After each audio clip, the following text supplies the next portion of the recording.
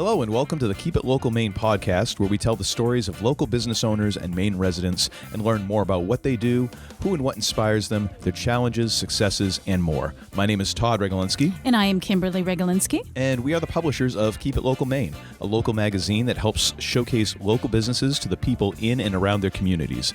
Thank you for tuning in to our weekly podcast that you can subscribe to on Podbean, Apple Podcasts, and Spotify. You can learn more about us at keepitlocalmaine.com and follow us on Facebook, Twitter, and Instagram through the links in the show notes. This episode is sponsored by Fabian Oil, a family-owned and operated business that offers heating oil and propane delivery, services, and repairs. Fabian has been serving central and northern Maine with propane and oil for over 30 years. As a local Maine business, they cherish the relationships they have formed by serving the people of their communities. In 2019, Fabian entered the southern Maine region with a heating oil acquisition, and they have recently brought propane to the market. They are aggressive and would love to be your supplier. Give them a call at 207-793-2044 or visit fabianoil.com. In this episode, we'll be talking with Ian Scott of IPS Surf and Water Sports. Ian's love for the water began right here in Maine on Long Lake and has taken him to places he never imagined possible. He believes that everybody has a unique connection to the water. Its depths, movement, power, stillness, everything about it is captivating and brings us to a more mindful existence. His mission is to inspire others towards a happy and healthy life through the joy of water sports. Welcome to the show, Ian. We are so glad that you're here with us today. Thank you, Kimberly and Todd. I really appreciate you guys having me on here today. It's our pleasure. Great. Ian Scott, you know, that name, it just sounds like so, I don't know why, but when I hear the name Ian Scott, it just reminds me of Star Trek for some reason. I don't know why. Really? I don't know why. Yeah. It's just such a cool name. Just gives me name envy because it's easy to remember, unlike Regalinsky. You have such a cool name. Thank you. It is pretty easy to remember. I've never had a teacher really mess up my name, other than people calling me Ian. Yeah. Or spelling it with an E. I've seen a lot of people named Ian with different spellings, so it's kind of interesting. That's so cool. So, Ian, can you tell us about IPS Surf in Water Sports and kind of what you guys offer? Absolutely. So, IPS Surf and Water Sports was started in 2019 out of a passion of mine for wake surfing and all other water sports that come with the lake life. I have been water skiing and wakeboarding since I was 3 years old. Whoa. Wow. And every summer when my parents would take me up to the lake on vacation, when we'd get out of school, I would find myself, always trying to improve my riding, whether it was water skiing, wakeboarding. And as the years went by, I was into wake surfing. And I always had that passion for water sports, a little bit more than, school sports. I played a lot of lacrosse and played football, soccer. I wrestled in high school, but water sports were always that one thing that really drew me in. Mm-hmm. A lot of people are familiar with like water skiing, but tell us the difference between like wakeboarding and wake surfing. Like, can you kind of break that down a little bit? Yeah, of course. So basically wakeboarding and water skiing, you do at a pretty large distance behind the boat. You're about 40 to 60 feet back. Water skiing, wakeboarding, you're about 65 to 70 feet back. You're holding onto a rope, and you're in either a ski position or like snow skiing, or a sidewards boarding position like snowboarding. And you're hanging onto a handle, and you basically carve side to side. And as you progress, you can get into the wake and hit the wake and get up into the air and all sorts of things. Wake surfing is totally different and is real new sport that's come about in boating, where the boat actually displaces water as it goes at a low speed, about 11 to 12 miles an hour, and it creates this wave on one side of the wake that allows the surfer to actually let go of the rope and surf the endless wave behind the boat. Wow, that's cool. Huh. That's cool. So it's like surfing, but on the lake. So it's more of controlled atmosphere. It's like a really controlled version of ocean surfing. Yeah. But the feeling is totally the same. The connection from your feet to the board to the wave is the same flow as ocean surfing. So it's this really interesting and fun sport that has just taken off in the water sport industry. That's so cool. That's crazy. Like I with stuff like that, I always wonder, like, who thought of that? Like, how did someone come along and realize, like, oh, at this speed it does this and that, and then you can do this and that? Yeah, well, I mean, I did say it is a pretty rarely new sport, although there's pictures back in the 60s of people pretty much, wake surfing with very minimal resources. They didn't have the technology in the boats that we do now. They didn't have the ballast systems that we do now and the surf gates that we do now, but they were doing it with longboards. And they were kind of just going at a slower speed, maybe a little bit of a right-hand turn or a left-hand turn to keep that wave a little bit more open. So it was kind of invented, like, I think maybe in the 50s or 60s as boating came about, but it really has taken a blast off into this, 20th century generation. That's so cool. Wow. So you started IPS out of your passion for wake surfing, and you often work with your childhood friend, Jake Castor. How has that friendship been an asset in building this business?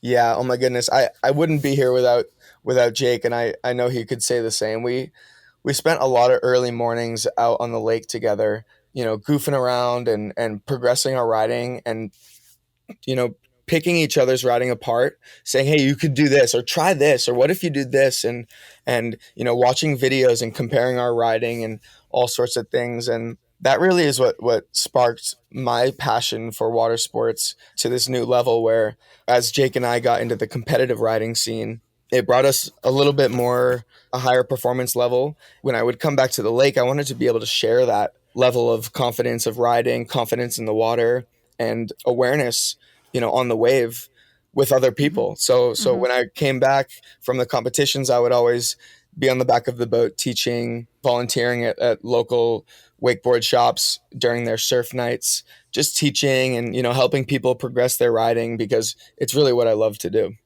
That's awesome. Yeah. Do you find that like the teaching aspect kind of helps your own improvement? Absolutely. I'm constantly watching people's riding, enjoying and appreciating everybody's different style. We're all so different and we have such different bodies and abilities and experience. And it's really interesting picking people's riding apart. And of course, taking all those little bits of riding that you like out of everybody's and trying to apply it to your own.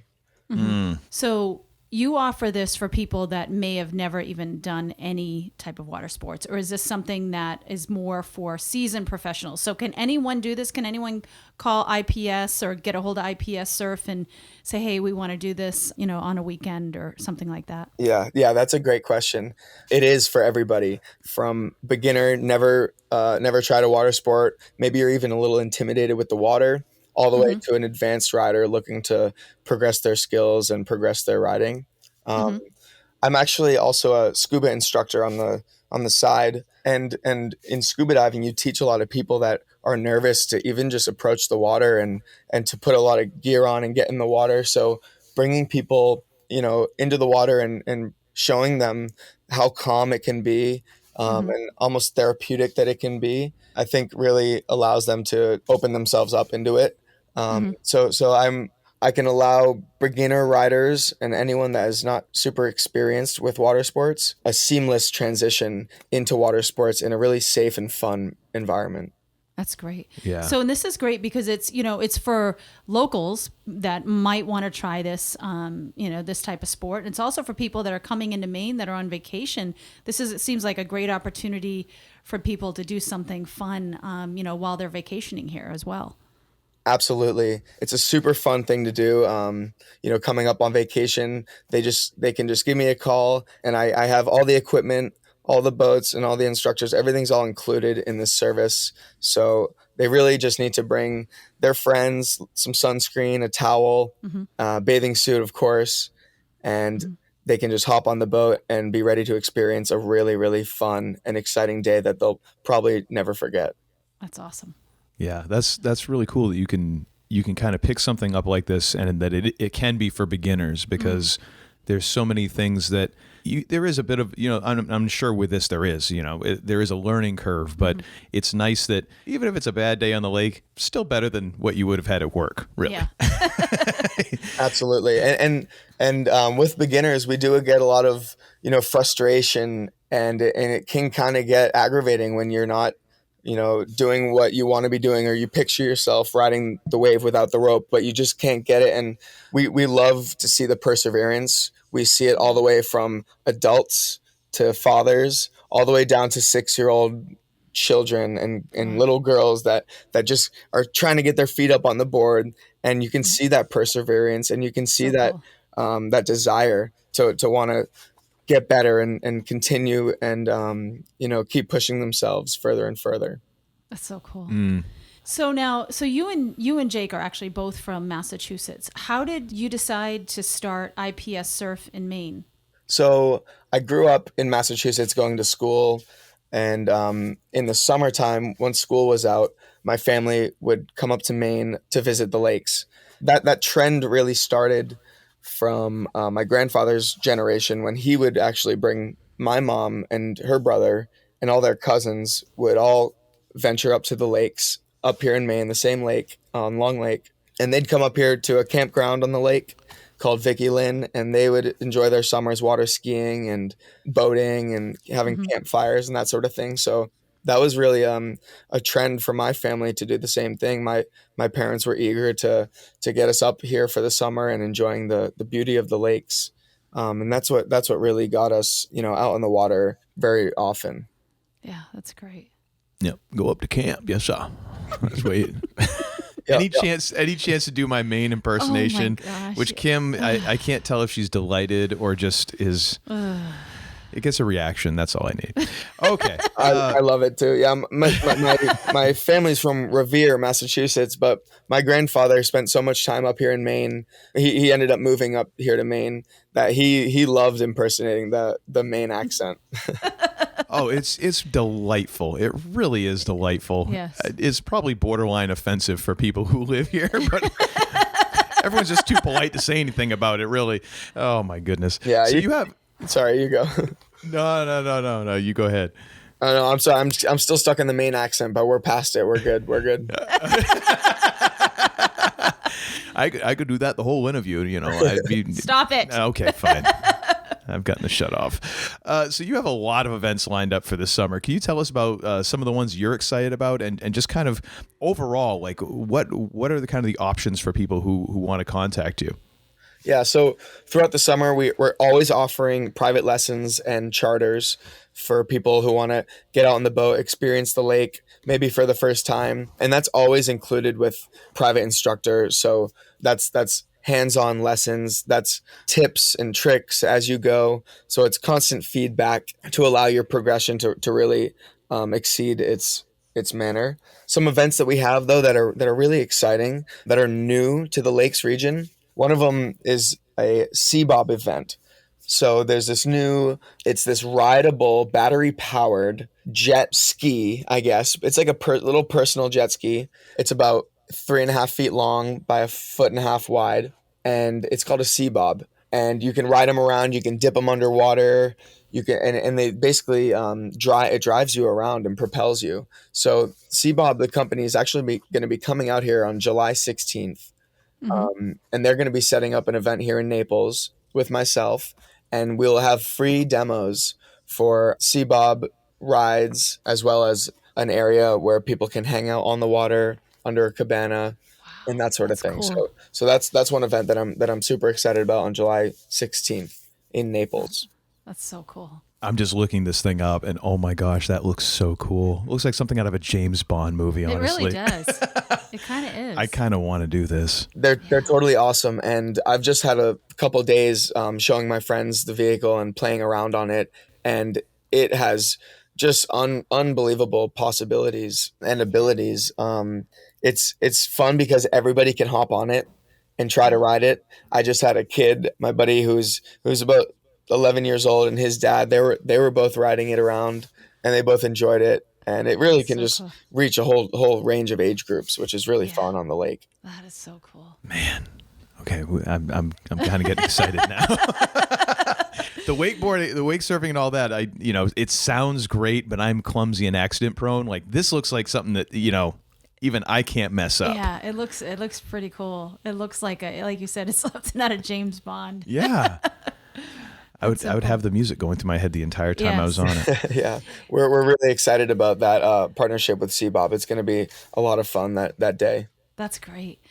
So, Ian, what have been some of the kind of your biggest challenges in business, and how have you been able to overcome them? I think the biggest challenge for myself was kind of getting a main flow of customers. I always had, from teaching and being on the lake and having a presence, I always had a good base of customers. But to make a business flow properly and have these liabilities and these expenses paid for, you really need to have like a store presence and lots of, I guess you'd say, foot traffic.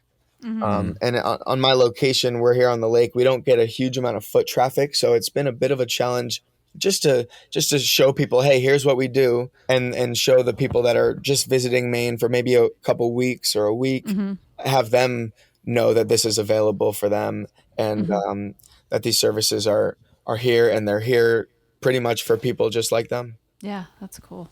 Yeah. So now this started in 2019. So, I mean, you're kind of early portion of your business here. Do you have any maybe tips for other people who are thinking about not just an outdoors kind of activity business, but just in starting a business now? Because this changes rapidly through the years. Is there anything that you would pass on to other people who might be thinking about starting a business? Yeah, I would just make sure you're doing a business that you're passionate about and that you love, because days get long, and from businessmen that I've seen that inspired me to do what I love, I know that they spend long days doing it, whether it's scuba diving, whether it's marketing, whether it's making paper clips. It's as long as you find that niche that you see that what you're doing is right, and you feel confident about it. I think that's the biggest thing, because then, all humans are so amazing. We all are willing to do a lot for what we believe in. So I think as long as you work for a system that you believe in, you can't fail. Yeah. It's that your why, like, why do you do what you do? And it's Exactly. just having that passion to get up and do it every day. Right. And I'm sure you and Todd have a passion, for whether it's the audio, the recording, and the podcast you do, but maybe it's more about getting people's businesses lifted up and putting on a bit of a pedestal so others in the area can see it. Yeah, absolutely. So there's so many different passions and reasons why we do things. I think that's the main point. Yeah, absolutely. Yeah, I think you got to really, there is hard days that come with running a business, right? You're going to have those days that are going to be challenging and hard. And the thing that I think is cool about being a business owner is that, you get, and I've said this before, you get to be as creative as you want. You get to, think of something, and then you get to implement it. Absolutely. And that just jogs my memory a bit. Another, not struggle, but thing that I'm facing right now is I'm trying to find a team that I can surround myself with a similar goal. I can only do so much of the business on my own. There's so many other branches of a business that you need experts in. So I'm excited on the journey to find, those people that I can surround myself with, that I can trust, similar to Jake, someone like him who I can trust in a business setting. And yeah, I'm excited to build a team up that can get my passion, my belief to where I want it to be. That's awesome. Yeah, that's huge. That's very important. Yeah, to have that, not maybe necessarily 100% the same, but a very similar passion, similar amount of drive, and all that to really work together. That helps. That's essential. Absolutely. Yeah, and going along with passion, something is a question that we like to ask everyone is, who or what inspires you? Well, I feel like I get inspired by a lot of things. It's not just one action hero, it's not just one person. Obviously my parents inspired me to work hard and to do what I believe in, and to have fun while doing it too, and to enjoy the moment. I'm also inspired by surfers in general. I feel like you can learn a lot from the ocean and the land and how we connect and flow with it all. And I think surfers in general have a really good connection with the land, the water, of course, but also how we fit into this larger ecosystem. Yeah, I'm trying to think who else inspires me. Yeah, I think that's all I got. My parents and of course, my sister, and I feel like I'm doing a shout out right now.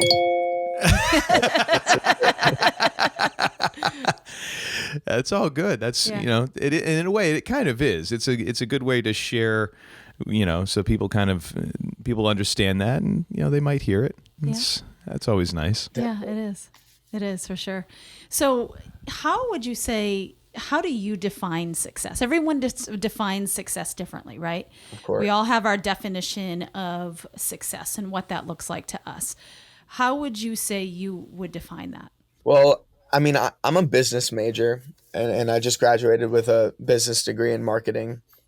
And of course, there's parts of my head that think success is, making a ton of money and being able to do whatever you want and sit back and this sort of thing. But the older I get and the more I really think about what becoming successful is, I think it has more to do with your health. Of course, you need a stable income and that sort of thing, but I think you've really succeeded when you've kept your body healthy, you're happy on a regular basis, and you're not dependent on artificial things to bring you happiness. So I think success has a lot to do with your internal happiness and how you see yourself in this world.